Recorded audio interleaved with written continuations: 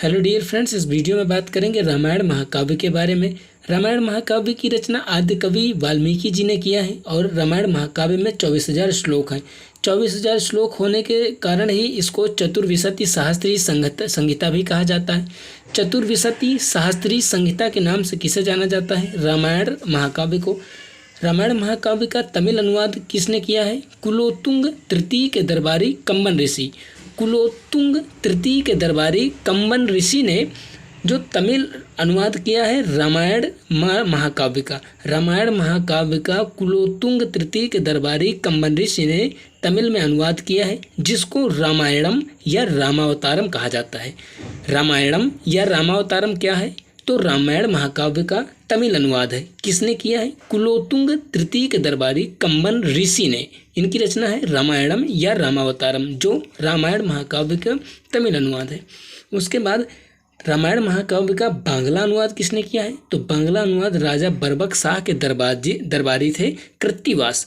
राजा बरबक शाह के दरबारी कृत्तिवास ने रामायण महाकाव्य का बांग्ला में अनुवाद किया है और इनकी रचना जो है, कृत्तिवास की रचना बांग्ला में जो है उसको बंगाल का बाइबल या बंगाल का पंचवेद भी कहा जाता है। बंगाल का बाइबल या बंगाल का पंचवेद भी कहा जाता है। किसकी रचना को? कृत्तिवास की। यह क्या है? तो बंगाल का बाइबल या बंगाल का पंचवेद जो है वह रामायण महाकाव्य का बांग्ला अनुवाद है। किसने किया है? राजा बरबक शाह के दरबारी कृत्तिवास ने, जिसको बंगाल का पंचवेद या बंगाल का बाइबल भी कहा जाता है। उसके बाद रामायण महाकाव्य का मलयालम में अनुवाद किसने किया है? तो ईवी रामास्वामी नायकर ने मलयालम में रामायण महाकाव्य का अनुवाद किया है, जिनकी रचना है सच्ची रामायण। सच्ची रामायण किसकी रचना है? ईवी रामास्वामी नायकर की। यह क्या है? तो यह रामायण महाकाव्य का मलयालम अनुवाद है। ईवी रामास्वामी नायकर ने किया है, जिसको सच्ची रामायण के नाम से जाना जाता है।